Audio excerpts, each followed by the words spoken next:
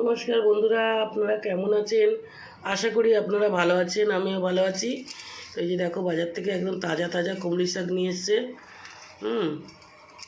আর এই যে একটা কাঁচা আম নিয়ে এসছে, আর এইখানে কচু শাক নিয়ে এসছে। আর এই দেখো, এক থালা চিংড়ি মাছ নিয়ে এসছে। এই চিংড়ি মাছ দিয়ে কচু শাক দিয়ে বানাবো।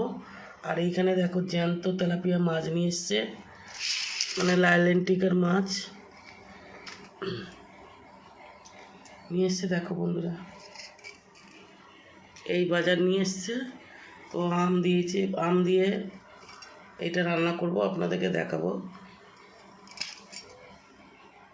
বন্ধুরা, আমি কড়াইতে তেল দিয়ে দিয়েছি। এই যে সর্ষে আর শুকনো লঙ্কাটা দিয়ে দেবো। তো বন্ধুরা, এই যে চিংড়ি মাছ দিয়ে কচু শাক রান্না করে নিয়েছি। এখানে শাক ভাজা করে নিয়েছি, আর এখানে মাছ ভাজা করে রেখে দিয়েছি। এই যে এখানে আম কেটে রেখে দিয়েছি, আর এখানে হলুদ বেটেছি আর সর্ষে বেটেছি কাঁচা লঙ্কা দিয়ে। আমটা এবারে দিয়ে দেবো।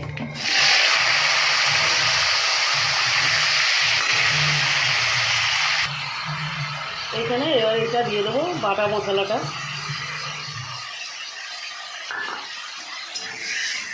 বাটা মশলাটা দিয়ে দিলাম বন্ধুরা।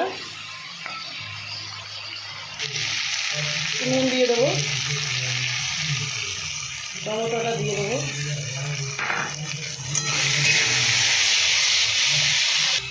তো বন্ধুরা, আমার সর্ষে লেগেছিলো বাটিতে, এটা দিয়ে দেবো জলটা।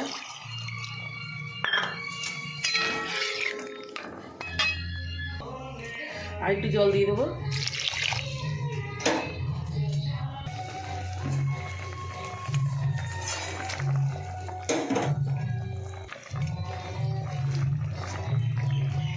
বন্ধুরা, আমি যেরকম মাছ বানিয়েছি ওরকম আপনারাও বানিয়ে খাবেন বাড়িতে, খুব ভালো লাগবে। গরম পড়ে গেছে, একটু টক টক খেতে খুব ভালো লাগবে। এরকম আম দিয়ে, কাঁচা আম দিয়ে বানিয়ে খাবেন।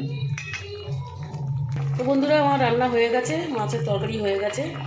আপনাদের যদি ভালো লাগে আপনারা লাইক, শেয়ার, কমেন্ট করে দেবেন, সাবস্ক্রাইব করে দেবেন বন্ধুরা। তো নমস্কার বন্ধুরা, আমি এবার নামিয়ে নেব।